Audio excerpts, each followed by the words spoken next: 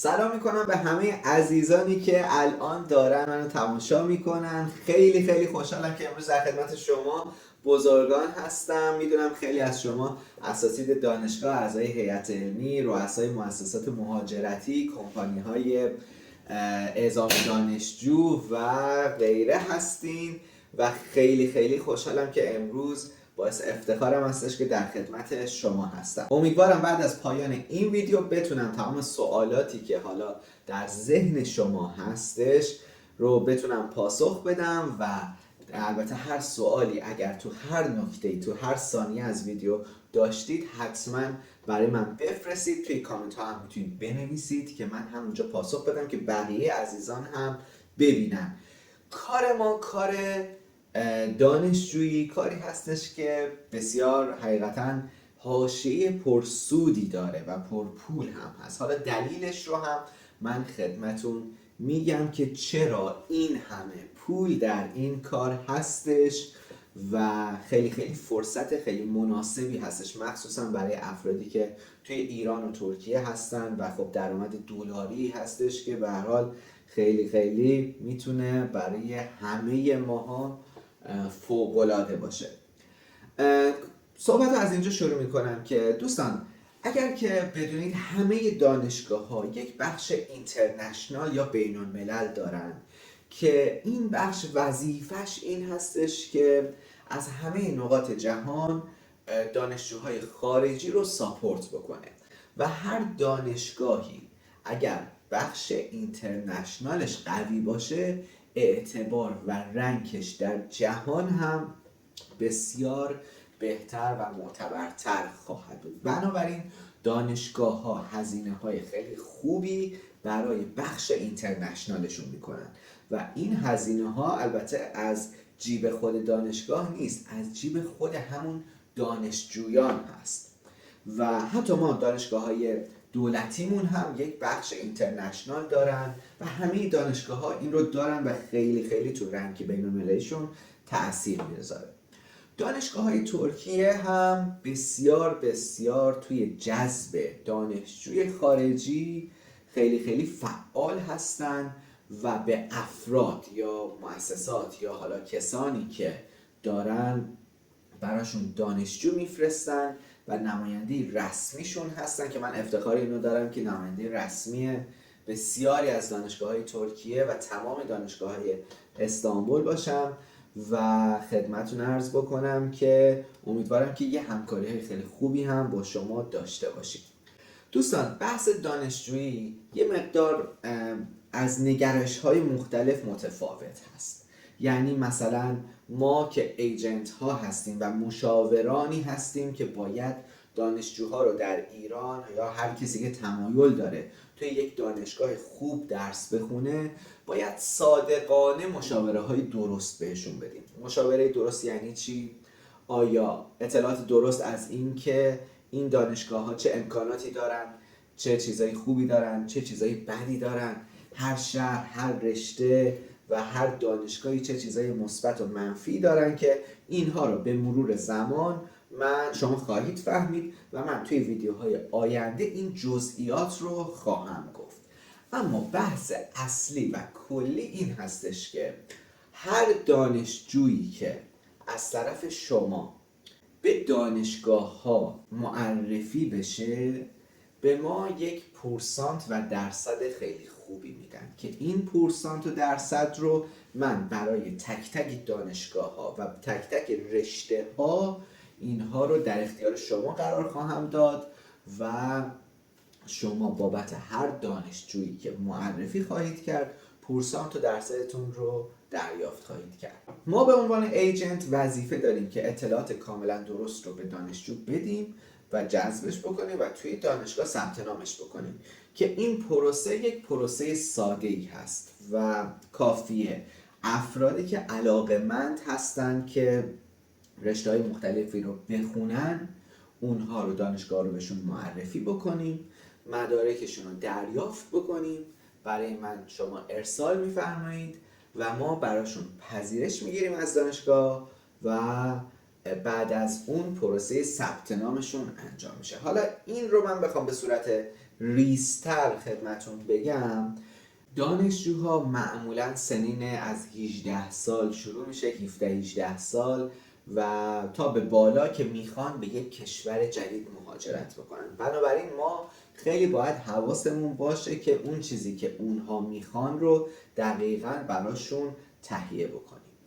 از گرفتن بلیط هواپیماشون گرفته، از گرفتن سیم کارت داخل کشور ترکیه، از رفتن فرودگاه و آوردن و خدمتون عرض کنم که اقامت چند روزشون تا دانشگاهشون ثبت نامشون انجام بشه و تموم بشه.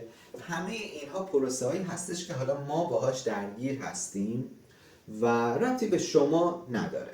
شما عزیزان تنها کارتون این هستش که تبلیغات بفرمایید. حالا هر کی از هر طریقی که میتونه مشتری ها رو میگیره.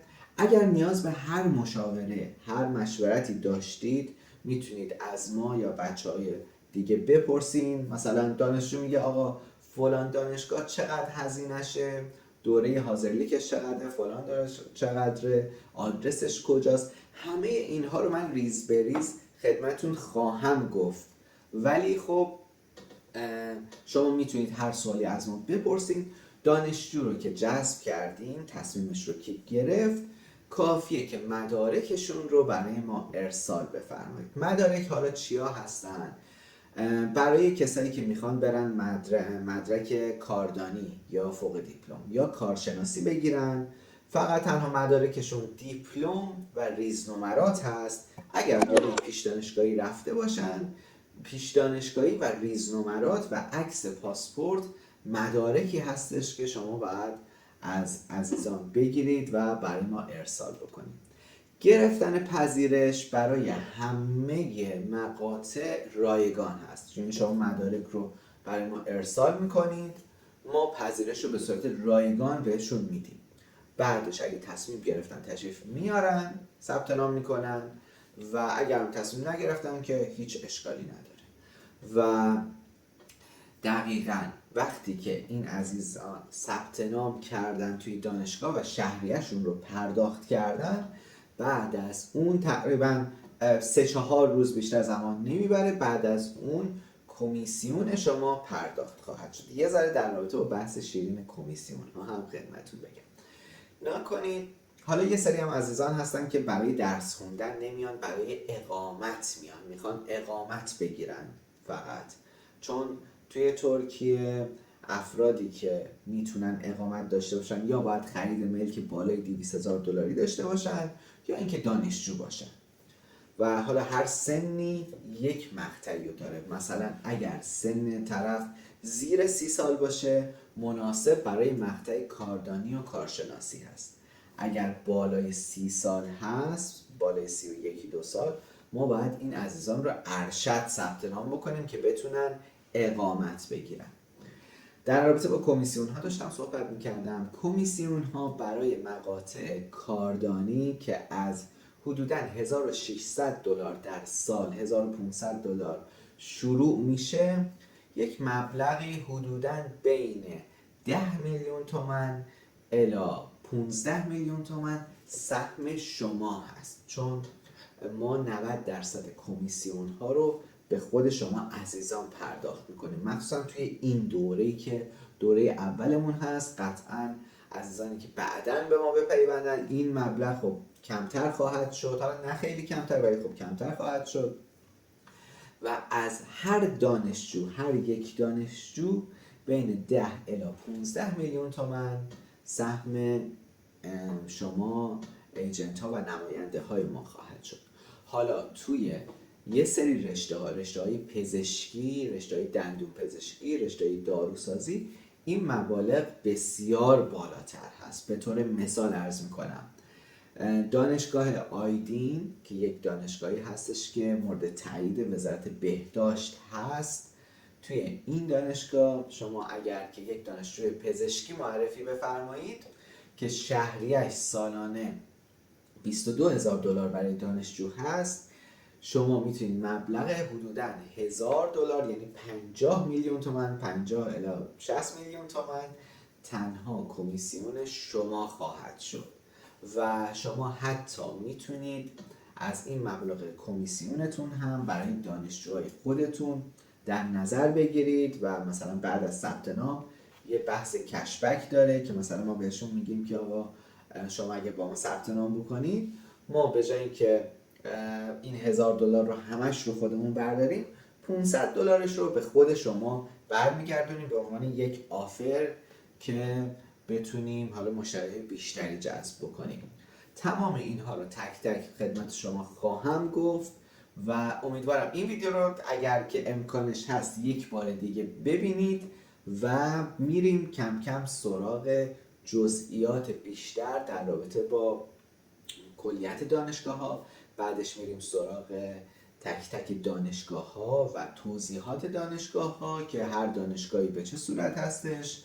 در رابطه با قوانین خواهیم گفت که قوانین اقامتی، اگر که این دانشجویان مثلا چند سال بمونن بعد چیکار کنن، پاسپورت ترکیه رو خواهند گرفت و لیست مؤسسات رو خدمتتون میگم و توضیحاتش رو میگم و خدمتتون از برای پدر مادرها چه صحبت‌هایی خواهم کرد که شما باید انتقال بدید به اون عزیزان که چرا شما بهتر هستش که بچه‌هاتون رو بفرستید به کشورهای دیگه درس بخونن و در رابطه با اینکه دانشگاهی ترکیه طول دوره تحصیلشون کمتر هستش و مناسبتر هست، بدون کنکور هستن، بدون مدرک زبان هستن و اگر کسی مدرک زبانی نداشته باشه خود دانشگاه 1 سال براش آموزش زبان میذاره و حالا یا تو هر سطحی باشه از اونجا به بعدش رو براش آموزش زبان میذاره و یک پروسه خیلی راحت و فوق‌العاده‌ای رو داره که توی ویدیو بعدی حتما خدمتتون میگم. امیدوارم که از این ویدیو راضی بوده باشین و حتما بهم بگید که این ویدیو چقدر شاید من الان مثلا 20% مطالب رو خدمتتون گفته باشم، 80% باقی مونده که توی 3-4 ویدیو بعدی خدمتتون عرض میکنم. مرسی که تا انتهای ویدیو با هم همراه بودید، منتظر سوالاتتون هستم.